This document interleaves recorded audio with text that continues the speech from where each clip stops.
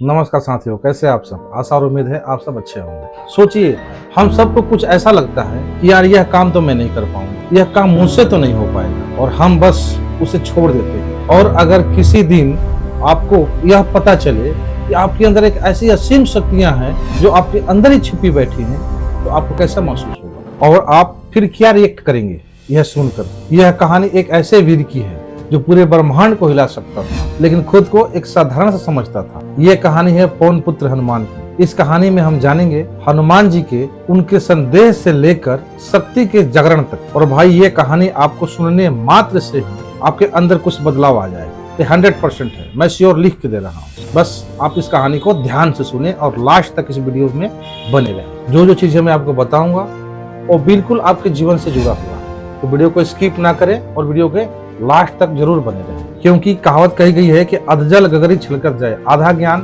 बहुत ही हानिकारक होता है। इसलिए किसी भी चीज को देखे तो उसे पूरा लास्ट तक देखे और ना देखे ही नहीं। और किसी चीज को सीखे या करे तो उसे पूर्ण करके ही छोड़े, बीच रास्ते में ना छोड़े। समय था जब लक्ष्मण बेहोशी की हालत में नीचे जमीन पर गिरे पड़े। लंका की युद्ध की वो रात याद करो जब लक्ष्मण जी भूमि पर पड़े थे, बेहोश हालात, शरीर में प्राणों की हल्की सी भी हलचल नहीं हो रही थी। सभी लोग मायूस थे।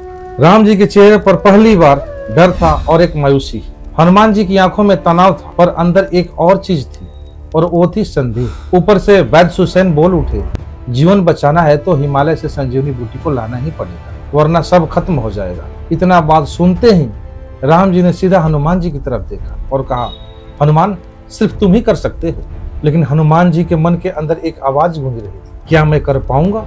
इतना दूर, कठिन रास्ता, इतना बड़ा सा पहाड़ मैं कैसे उठाकर लेकर के आऊंगा? इतना बड़ा काम मैं कैसे कर पाऊंगा? उस समय दुनिया हनुमान जी को एक असीम शक्ति मान रही थी और हनुमान खुद को बहुत छोटा मान रहे थे। नमस्कार साथियों, अगर अभी तक आपने इस वीडियो को लाइक नहीं किया तो वीडियो को लाइक करें, और मेरे चैनल पर आप नए हैं तो चैनल को सब्सक्राइब करना ना भूलें, क्योंकि ऐसी मोटिवेशनल वीडियो हम आप तक लाते रहते हैं। वीडियो को आप अपने परिवार और दोस्तों तक जरूर शेयर करें। चलिए कहानी में आगे बढ़ते हैं। समय था कि माता सीता का पता कैसे लगाया जाए, कैसे इस समुद्र को पार किया जाए।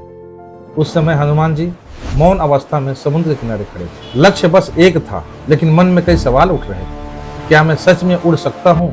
क्या मेरे अंदर वो शक्तियाँ हैं? और भाई, यही तो हम इंसानों के साथ भी होता है। दुनिया हमें कहती है तुम कर सकते हो, तुम सब कुछ कर सकते हो, लेकिन मन कहता है नहीं, मैं नहीं कर पाऊंगा। हनुमान जी भी वही महसूस कर रहे थे। फिर तभी जामवंत जी का आगमन होता है, आत्मविश्वास जगाने के लिए। जामवंत जी आए और मुस्कुराए। उन्होंने कुछ नहीं पूछा, सिर्फ कहा, हनुमान, क्या तुम्हें अपनी शक्तियाँ याद है? हनुमान जी चुप रहे।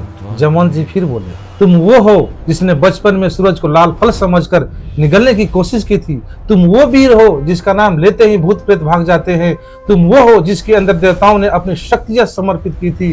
तुम वो पवन पुत्र हो, तुम शिव का अंश हो, पर तुम्हें खुद पर ही भरोसा नहीं है। हनुमान, हनुमान, तुम्हारी शक्ति बाहर से नहीं आती है, वो तो तुम्हारे अंदर सोई पड़ी, बस तुम्हें उन्हें जगाना पड़ेगा।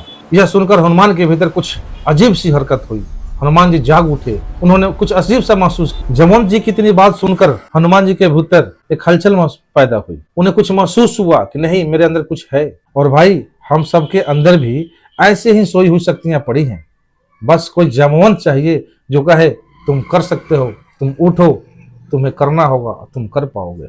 हनुमान जी अपनी आंखें बंद करते हैं। संदेह बुझने लगता है और भरोसा का दीप जलने लगता है। अंदर से आवाज आती है, हाँ मैं कर सकता हूँ।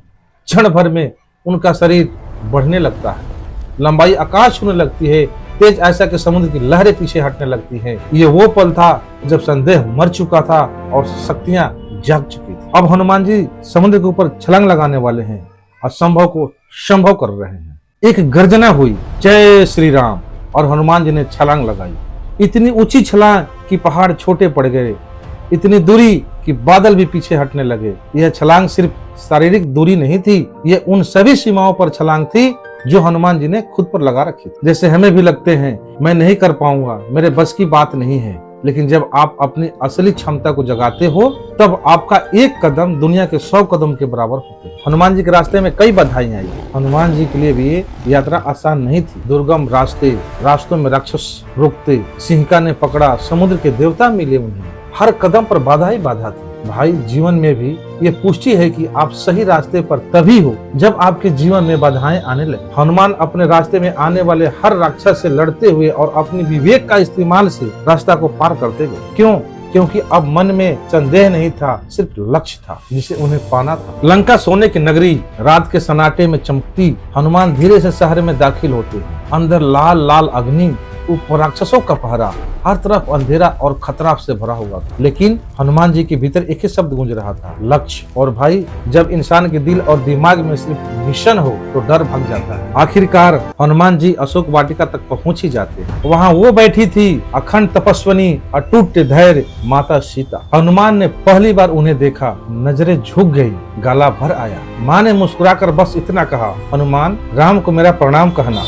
यही वो पल था जब पूरा मिशन संपूर्ण हुआ था हनुमान का। लेकिन ये उनके जीवन का मिशन पूर्ण नहीं हुआ था, उन्हें तो अभी कई कार्य करने थे। अशोक वाटिका के पेड़ तोड़ दिए, राक्षसों को धूल चटा दी, अग्नि में लंका का अहंकार जल उठा। ये सिर्फ शहर नहीं जला, ये हर उस संदेह का दहन था जो हनुमान जी के अंदर कभी रहा था। अंतोगत्वा हाथ में संजीवनी पहाड़, मन में विश्वास, चेहरे पर चमक, आंखों में जीत का तेज। जब हनुमान वापस लौटे तो सिर्फ राम नहीं, पूरा संसार समझ गया, जब मन जागता है तब चमत्कार होता है। भाई हनुमान जी की असली जीत लंका जलाने से नहीं हुई, जीत तो वो थी जब उन्होंने अपने मन के संदेह को जला दिया। हम सबके अंदर भी एक छोटा हनुमान बैठा है, जिसके अंदर शक्ति है, साहस है, भक्ति है, पर वह शक्तियाँ सोई हुई है। और इस कहानी का असली संदेश यही है, आपको अपनी शक्ति पहचाननी होगी, उसे जगाना होगा, और उसे जगाने के लिए किसी जमवंत की जरूरत है। लेकिन चलना तो आपको खुद ही पड़ेगा। कभी खुद पर संदेह मत करो। जिस दिन तुम खुद को पहचान लिया, उस दिन तुम्हारी उड़ान भी हनुमान की तरह होगी, सीमाओं को तोड़ देगी और अपने मिशन को प्राप्त कर लेगी। इस वीडियो में इतना ही,